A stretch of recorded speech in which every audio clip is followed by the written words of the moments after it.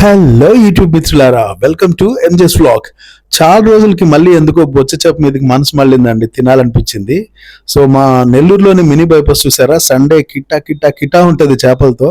So బొచ్చ చేప ఒక 3 కిలోల పడే చేపనైతే కొట్టించుకొచ్చేసా. మాకైతే ఎగ్ కూడా వచ్చింది, చేప ఎగ్.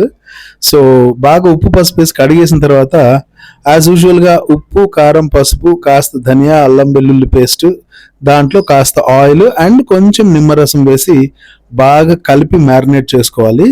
ఇవి చిన్న చేపలు అయితే ముళ్ళులు దండిగా ఉంటాయండి బొచ్చెలో. కాకపోతే బాగా పెద్ద సైజు చూసి తీసుకుంటే ముళ్ళులు చాలా తక్కువ. ప్రోటీన్స్ మినరల్స్ విటమిన్స్ అవన్నీ పక్కన పడితే బొచ్చె రుచి మాత్రం పీక్స్ అండి.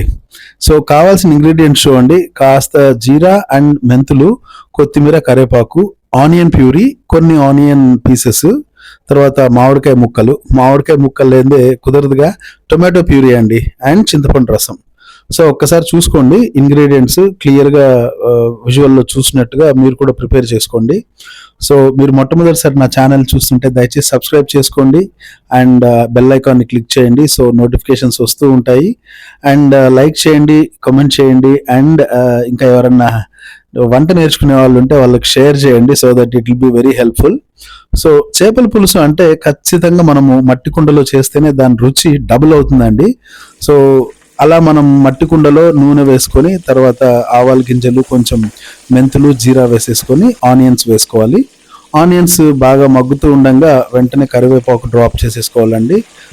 మట్టి కుండలో ఆ వాసనే వేరండి. చేపల పులుసు మట్టి కుండలో ఒక 2 days మగ్గినా కూడా దాని రుచి అంతకంతకు పెరిగిపోతుంది.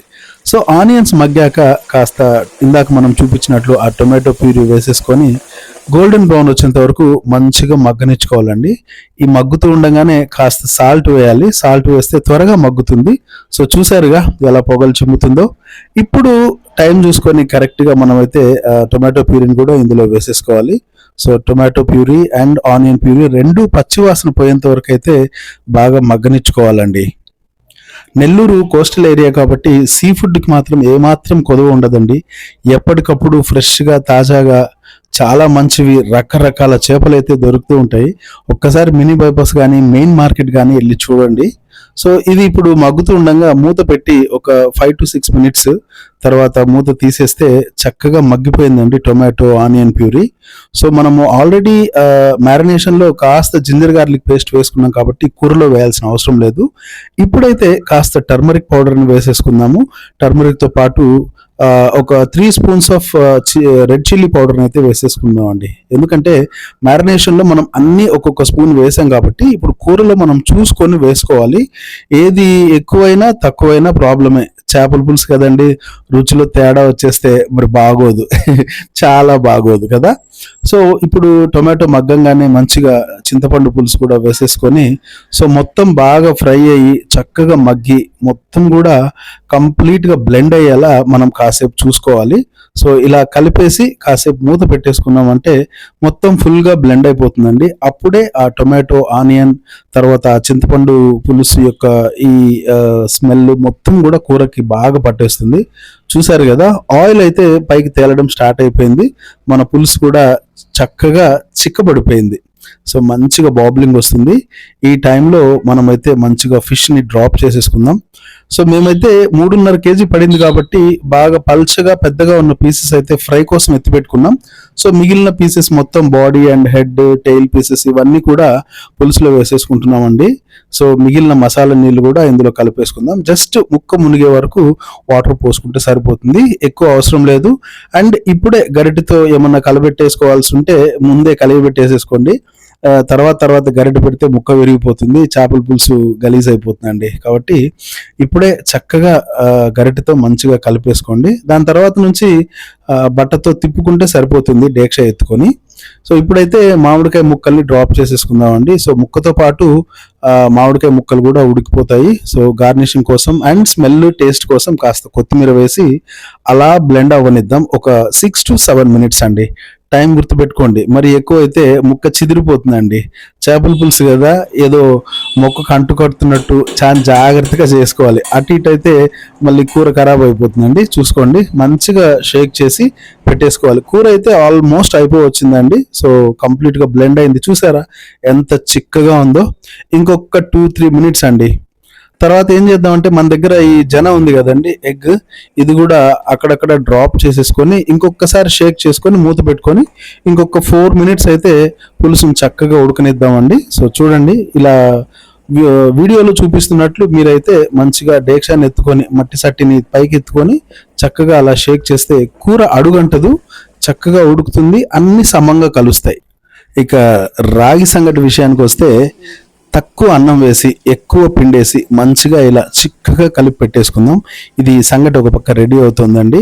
సో మన ఫిష్ పులుసు, అదే మన బొచ్చ చేపల పులుసు అయితే మాత్రం గుమగుమలాడుతూ అస్సలు చూడడానికి ఫుల్ టెంప్టింగ్గా, మసాలాలు అన్ని పర్ఫెక్ట్గా బ్లెండ్ అయ్యి మంచి స్మెల్తో అద్దరిపోతుందండి. ఇంకా ఆ మామిడికాయ వాసన అయితే ముక్కు పుట్టల్ని అద్దరగొట్టేస్తుంది. పుల్ల పుల్లగా, కారంగా అద్భుతంగా కుదురుతుందని నేను అనుకుంటున్నా.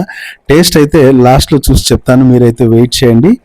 అలా మన పులుసు అయిపోయింది. ఇప్పుడైతే మనము సంగటిని ముద్దలు చేసుకుందామండి. అదే రాగి సంగటిని ముద్దలు చేసుకుందాం. ఏ పాత్రకైతే మనము సంగటిని వేస్తున్నామో ఆ పాత్రలో నెయ్యి వేసి బాగా రబ్ చేసి పెట్టుకుందాం. ఇదైతే సంగటి బాగా గుండ్రంగా, నున్నగా, ముద్దగా రావడానికి ఒక చిన్న బౌల్ అయితే యూజ్ చేస్తున్నాం.